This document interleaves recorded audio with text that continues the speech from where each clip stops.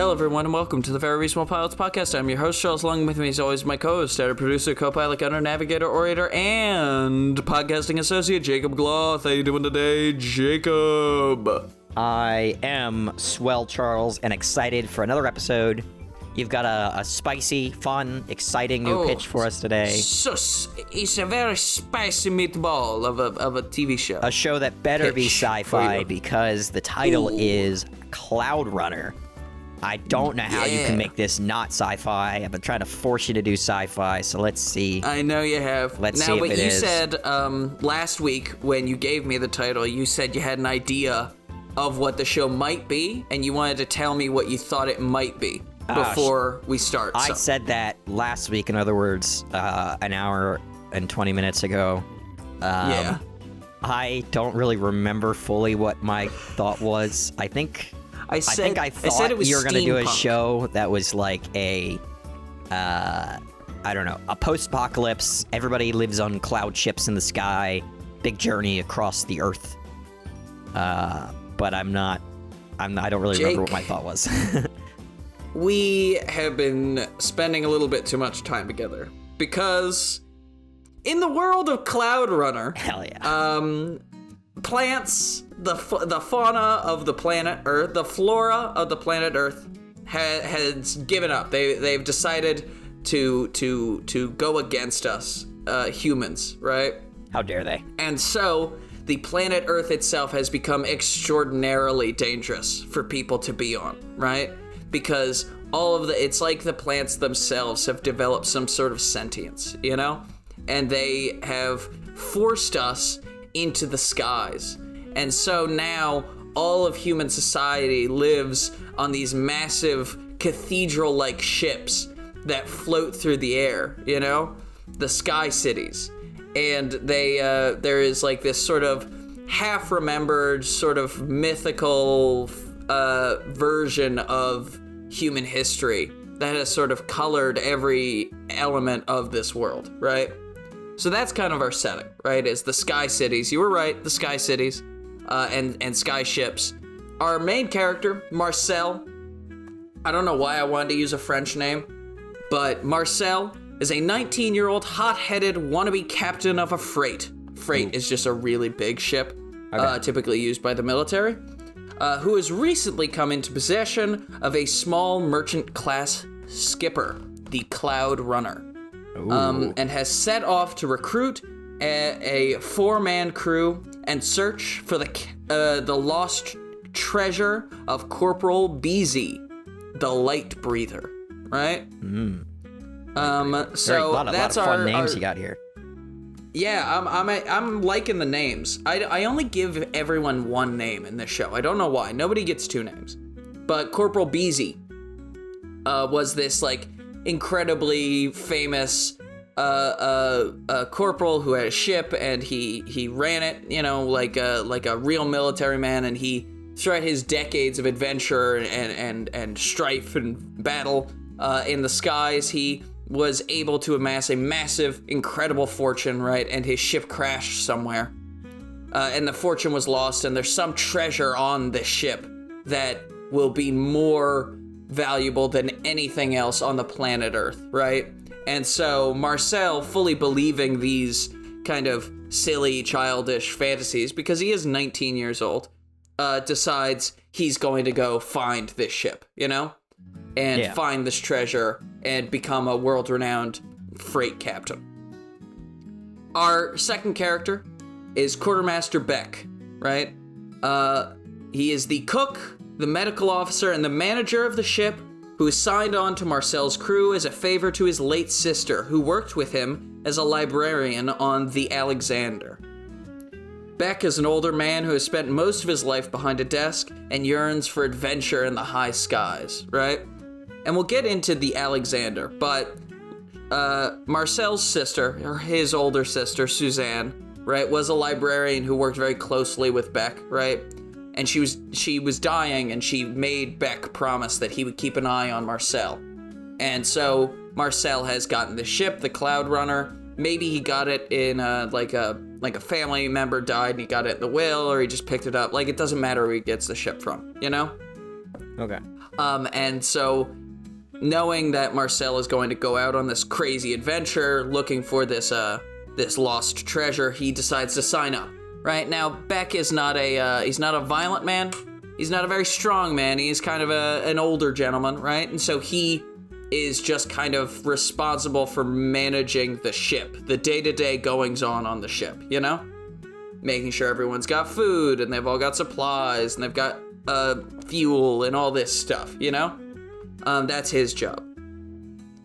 Next member of the crew is Engineer Knox, the youngest member of the crew, right? She's probably about 14, but a naturally gifted engineer who has spent most of her life sailing through the skies, right?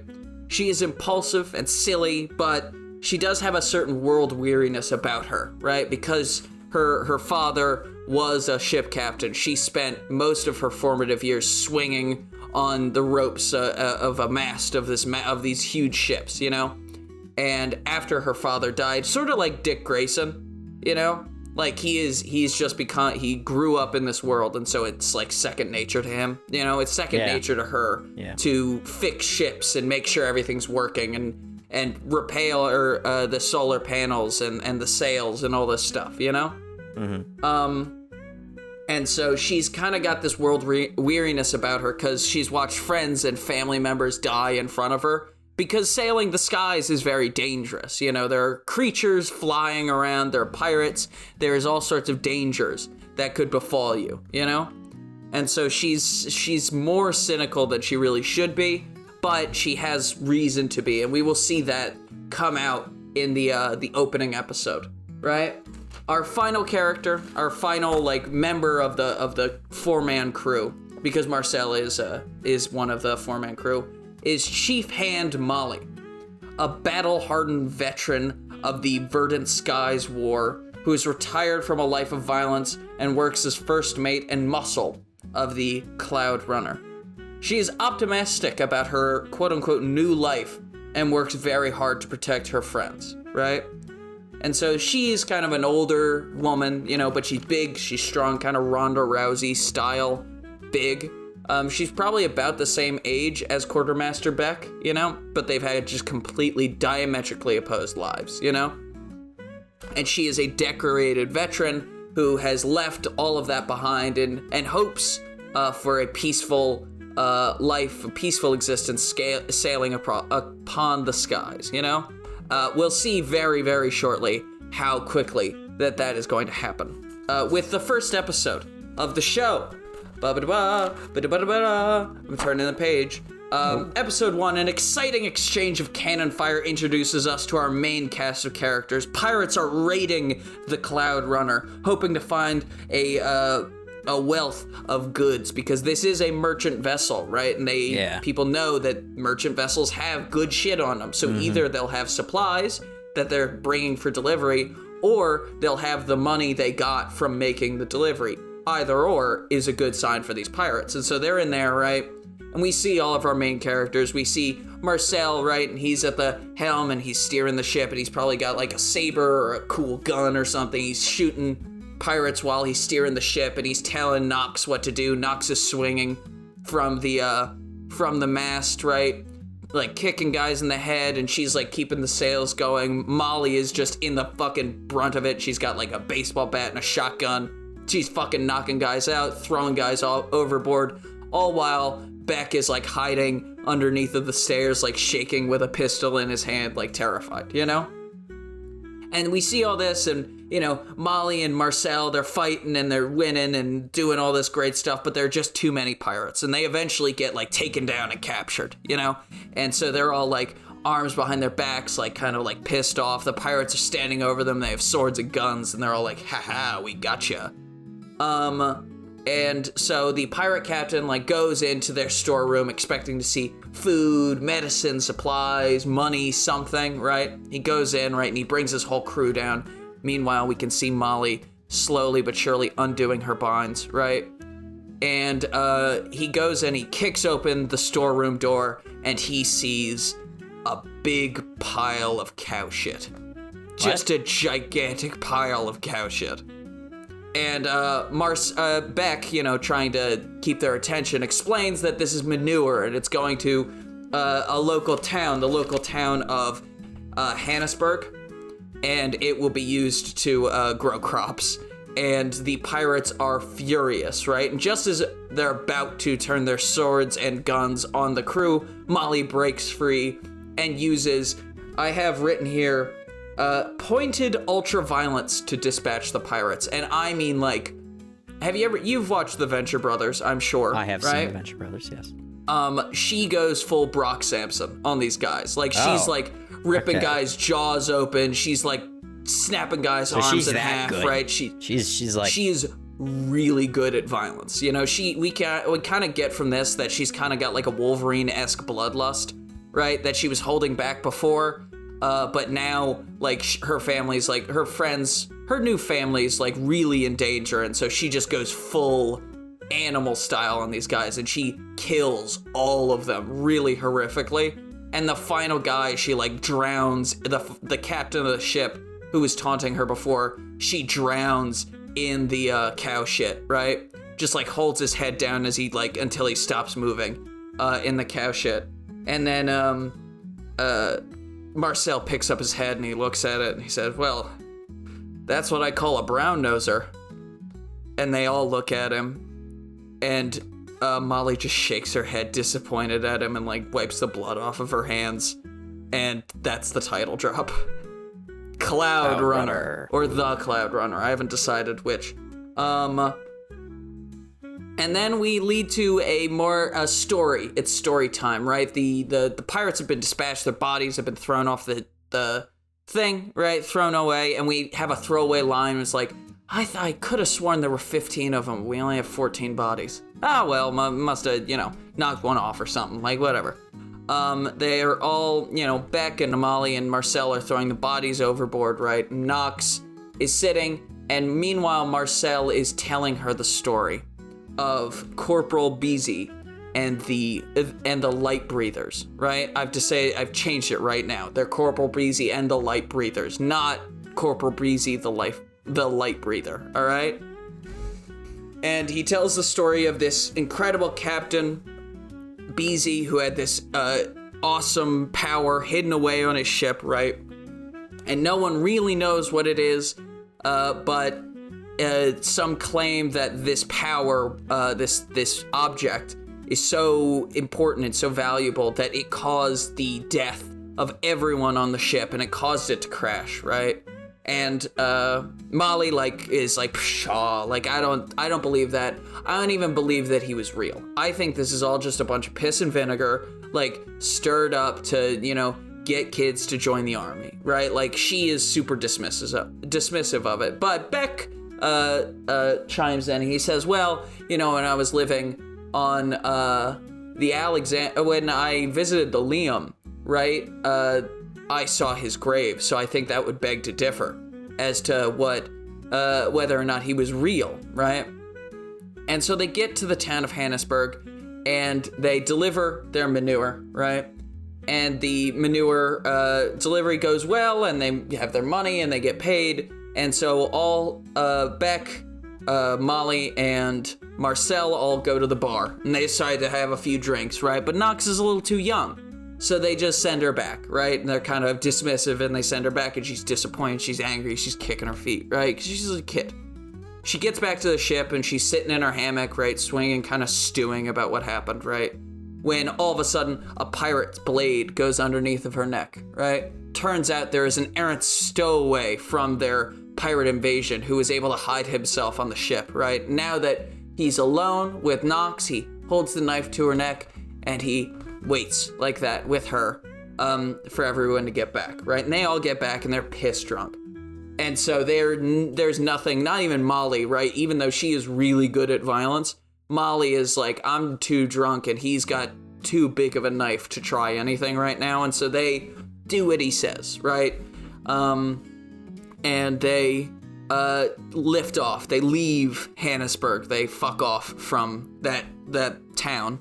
And they are just sailing, right? And they sail for a few hours, and after a few hours of sailing through the skies, they kind of figure out that this pirate guy, he's gonna bring them back to the pirates' headquarters, basically, like where the place where, like Tortuga in Pirates of the Caribbean, like the spot where all the where the spot where all the pirates hang out, right? Yeah. And they're probably going to be killed or ransomed off or, whatever, sold into slavery, something.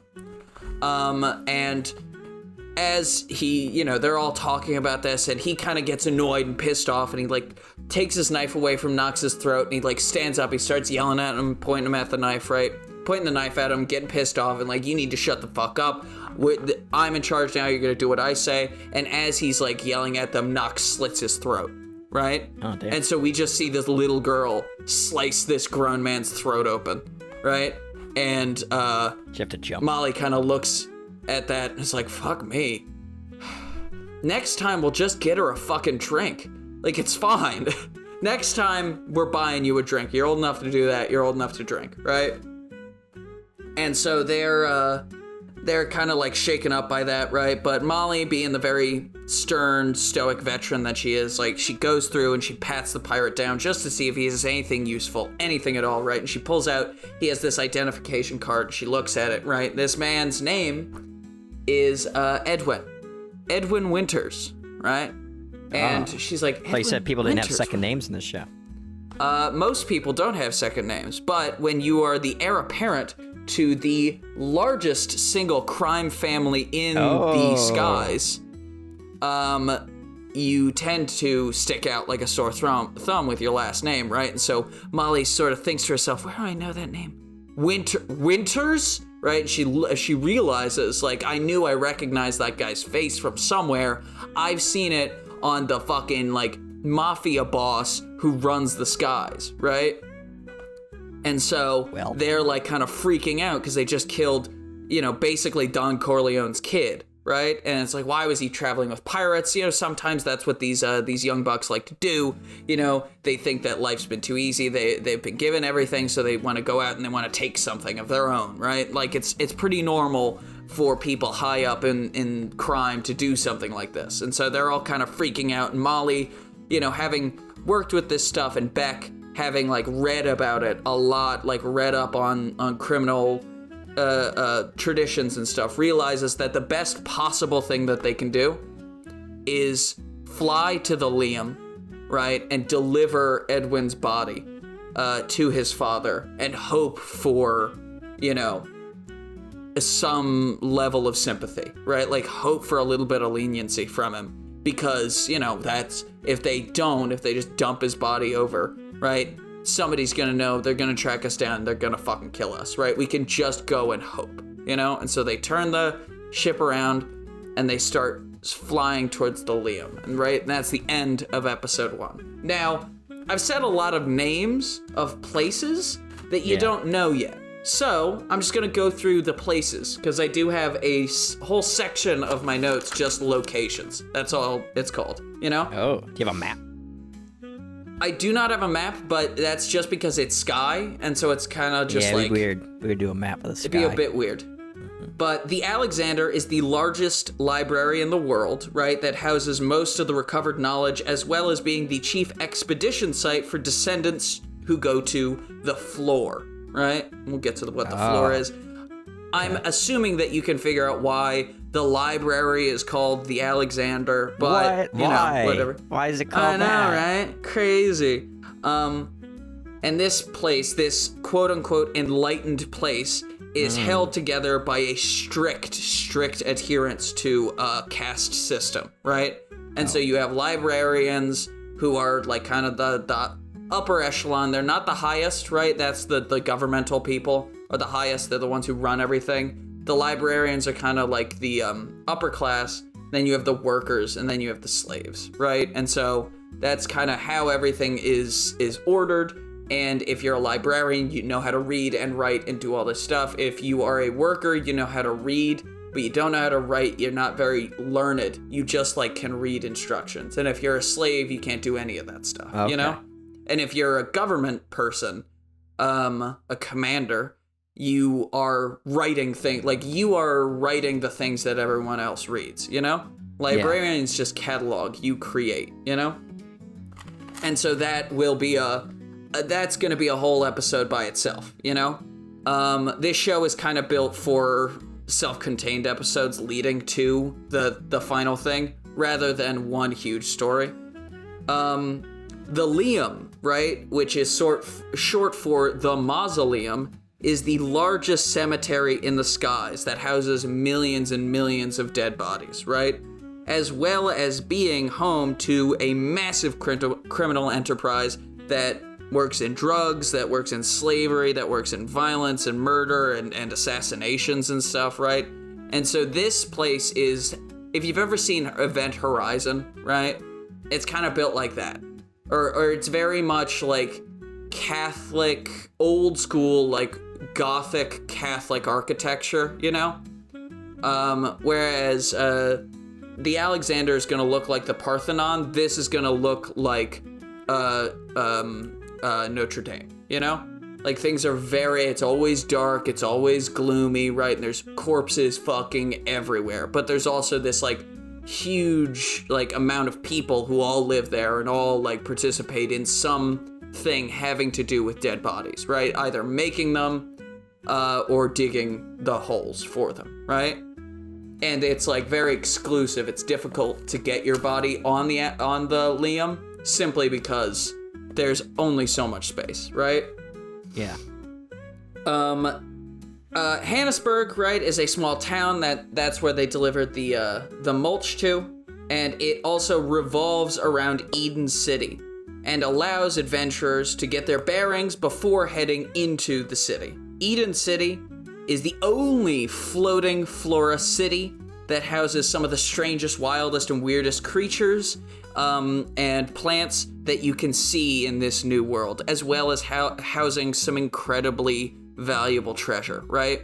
And this is kind of where you lean more into the plant element of this, where it's like these plants are sentient and they have created this city, right? That is, in a sense, built in a similar way to the human cities that are in the sky, right? But instead of balloons or solar panels and stuff, it's like they have like the moss or like mushrooms and fungus that float and stuff like that, you know? And so you kind of get like an attempt by these sentient plants or semi-sentient plants to build something relating to a human city. And maybe we'll figure out why later in the story, right? The floor, which I mentioned earlier, is the small and mostly unexplored section of planet Earth that we are able to descend down into, right? And I want you to think about like old school, like submarine divers. When you think about this, like they have to put on crazy protective gear because the planet Earth has like filled itself with this toxic, like mossy stuff. That means that humans can't exist down there, right? Like, not only will the plants rip you in half, if you breathe in the air, you will die, you know? And so there is this one section that we have found that we're able to send people down and they don't immediately get murdered. They're not, the like chance of living is not high. The divers, as we'll call them, right, don't have a very high life expectancy, but they are able to bring back some of the most, like, impressive and interesting things, you know? Because they're going down, they're finding books, they're finding music and movies and instruments and stuff like that. So things that were lost to the earth, you know, are being reclaimed. But the section of the floor that they are, like, exploring is roughly the size of Connecticut, right? Like, it's very, very small. It's a very small portion of the Earth, right? So obviously our main characters, they're going to go through all sorts of misadventures. They're going to visit all of these places. They're going to meet all sorts of kooky characters, right? But the ending of the show, the final episode, right, will be set in Eden City, right? Our four main cast have figured out that the tomb of Beezy is in Eden City, right? It's at the heart of Eden City, right? And the tomb that he has on the Liam is sort of just a ceremonial thing, you know? But there is a clue that leads them to another thing that means they have to go to Alexander, and they find the ship's path that it leads to, and they find, like, it's an investigation, you know? And so they eventually they embark into Eden City, right? And there's all this crazy stuff and all of these like almost plant animals. Like they're animals, but they appear to be almost made of plant fibers and made of plant cells, you know, rather than animal cells, right? I don't know. Yeah. That's science. I remember 8th grade science class. There's a difference. Chlorophyll as opposed to. They got chlorophyll and cell walls. Yeah. They don't got bones, right? And so it's like weird because that's not really something you see out in the rest of the skies. You'll see animals, but they're like giant flying birds and snakes and stuff that will attack your ship. You know, they're not really like plants. And so they will like endeavor further and further into Eden City until they stumble upon this massive freighter ship, right? That is the Light Breather. And that is Beezy's ship, right? And they are going through and there's all this danger and all these booby traps. And they're like, what the fuck was he hiding? What is so important that it had to do this, right? And they finally get into the hull of the ship, right? And they go down. And they see the corpse of Corporal Beezy, like holding on to this little bright green girl, right? And we see that it's his daughter, and she's still alive, but she's become one with these plants. She has almost become a plant herself, right? She is a sentient plant. She is the reason Eden City exists, you know? Her being there and her ability to commune with the plants has sort of caused them to become more intelligent, right? She wasn't the reason that the plants revolted and kicked the humans off Earth, of course, right? That was hundreds of years ago. But she is like a step up in the evolution of this, you know, species, right? And they, really cool.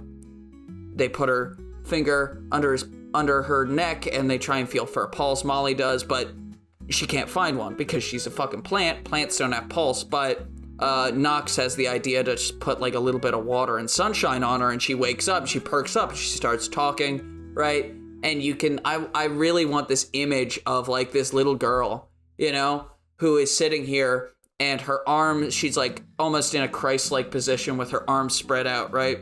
But her chest cavity is like open, and we can see like her internal organs kind of moving, but they're not right, and they're also made of plants, you know? And so you just have the internal like stuff of her body is like her ribs are made of tree bark and shit like that, you know? And it just slowly closes up into her as she stands up and she starts to make her way with these people, because the crew of the Cloud Runner are like, you're a little girl, right? You're a plant, but you're also a person, right? You may be the way for our species to get back onto the planet Earth. You know, we don't have to live in the skies anymore because you can talk to them, right? But also we're not fucking monsters. We're not just gonna leave you here, right? And Eden City itself revolts against the very idea of this young lady leaving, right? Ooh. And so they, you know, it's then a massive chase as they're trying to get her out, right? And we have like a whole bunch of heartfelt moments as Beck like finally kind of overcomes his cowardice and is able to save them, right? And all sorts of stuff. I also want to have, I'll finish the story and then I'll go back. But they are able to finally get, you know, they get her back on the ship, right? And they dodge and weave all these vines and these crazy, like, celery wolves and shit, like animals that are plants also. Celery wolves. Celery wolves. And couldn't have as picked they like a more menacing plant to combine with a wolf. Pick a menacing plant then. Venus flytrap. Poison ivy. Venus flytrap wolves or whatever. Immediately you thought of a more scary plant than celery. I thought of the celery wolves, but that's fun. That's more fun. But they're like, they get on the ship and they're flying, and as their like ship is taking off and they're flying away, right? We've all come very attached to the Cloud Runner, and as they're about to get away and you think they made it scot-free, one massive like tendril of a vine leaves Eden City and just slams the ship, right? And so the ship is like damaged beyond repair. right? And so it's like coming down out of the sky, and it lands, like crash lands on Harrisburg, right? Then we cut to maybe a week later, and all of our main characters are fine. They're all sitting in a bar drinking, trying to figure out a name for this little girl, right? Because they've adopted her into one of the crew, right?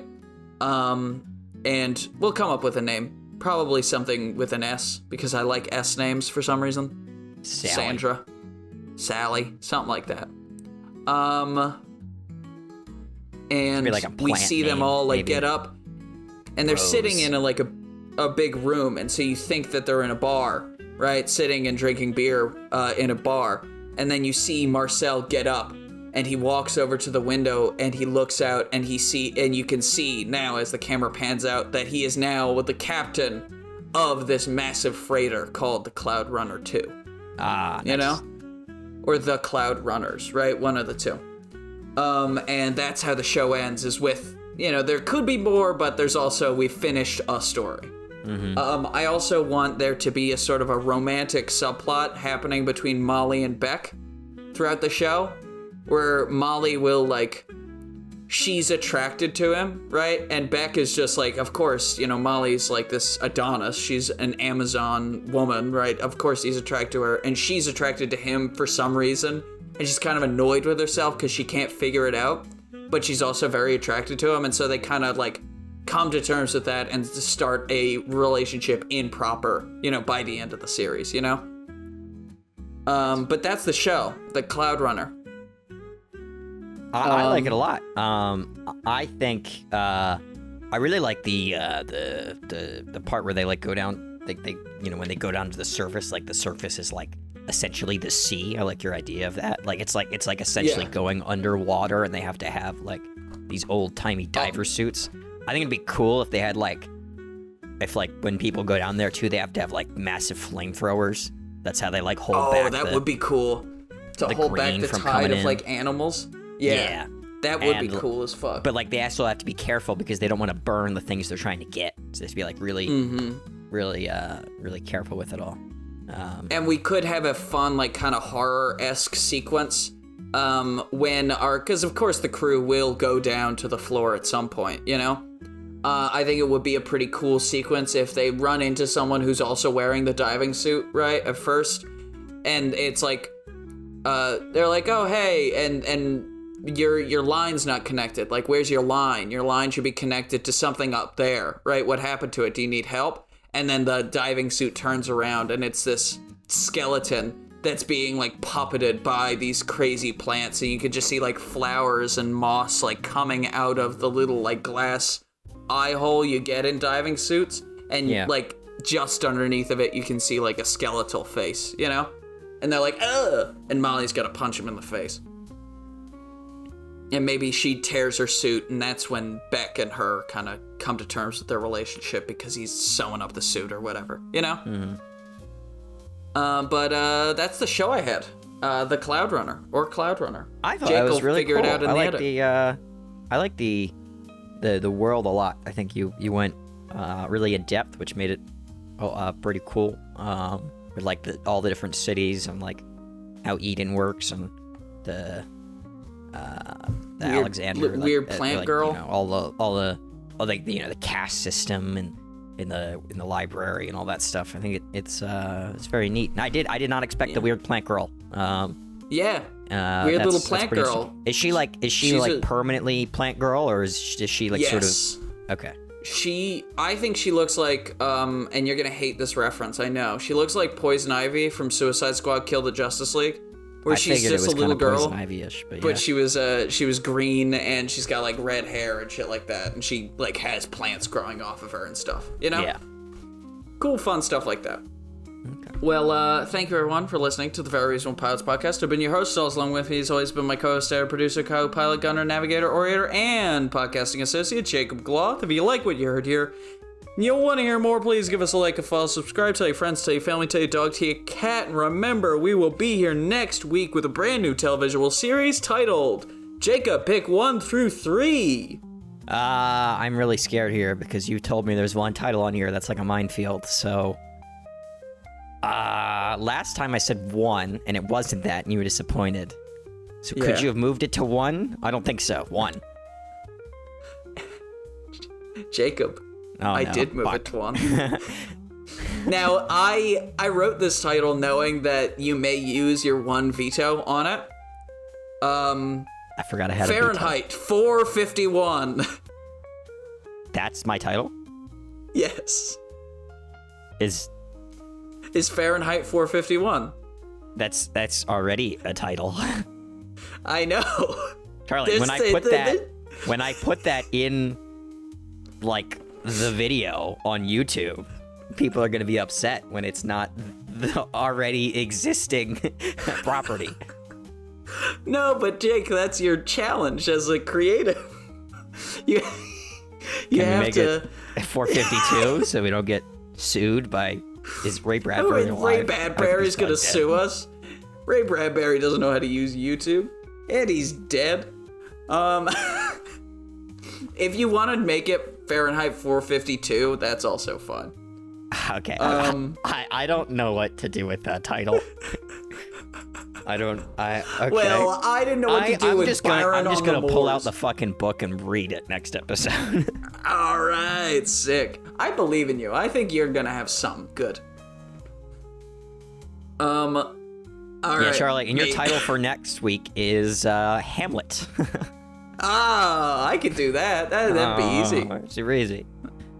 I'm gonna make it about an omelet made of ham. Yeah. All right. Well, thank you, everyone, and have a good night.